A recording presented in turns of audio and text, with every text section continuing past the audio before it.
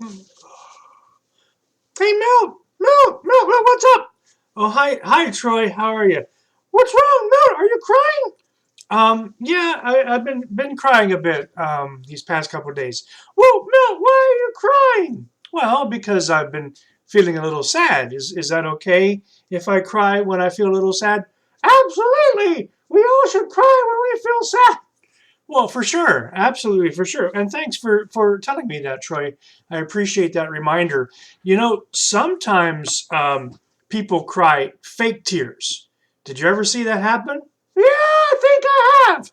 Well, that's right. It's like maybe a little child who knows that when he or she is crying, someone will pay attention to them. And they really didn't need to cry. Nothing was hurting them, and they weren't sad. They just wanted attention. And sometimes, Troy, people call those types of tears crocodile tears. Crocodile tears? Yeah, crocodile tears. And so they may say, are you really crying or are those crocodile tears? Now, where did they come up with this idea of crocodile tears? Why is it called that? Well, I don't know, but I'm sure you're going to tell us. Yeah, I will. Actually, apparently, crocodiles have been known and have been seen as having tears come out of their eyes. And sometimes people have seen those tears when they're actually maybe catching their evening meal or their noon meal and another animal that they may be killing and then eating, because that's what crocodiles do. And so some people have seen crocodiles cry while they're doing that, and they've thought maybe the crocodile was feeling a bit sad about eating something else, and not probably. But no, what's happening is that crocodiles have tear ducts like we as humans do, and when they cry, it's actually lubricating their eyes. And so it just happens that some people saw a crocodile crying while they're eating, and they thought maybe they felt sad about eating this other poor, helpless animal, and it really wasn't the case. There were fake tears. So crocodile tears are superficial sympathy. It's a false, insincere display of emotion, such as a person crying fake tears of grief, or you want people to feel sorry for you, so you pretend to cry, or you're a child and you want your own way, so you pretend to cry. Everyone, oh, poor you, and they're really insincere. So whether they're tears or their sorrow, expressions of sorrow, they don't really mean it. Well, that's not right. No, actually, it's not right. And there's a word for people who pretend to be something they're not, or who pretend to do something they really don't believe. And the word that we use, Troy, is hypocrites. Hypocrites? Yep, hypocrites. I've heard that word before. Right, we all have. And we have a tendency sometimes to call people who are faking it or who are insincere or frauds to be hypocrites. Now, Jesus had some words for hypocrites. He didn't call them people who cried crocodile tears. Rather, he was very clear about calling people hypocrites or pretenders, especially if they were important people who were telling people one thing and not really meaning it.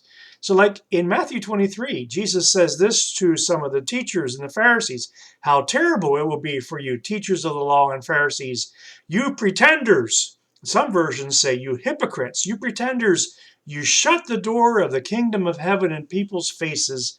You yourselves do not enter, and you will not let those enter who are trying to. In other words, Jesus is saying, you guys are getting in the way of truth. You're being false. You're being pretenders. You're being hypocrites.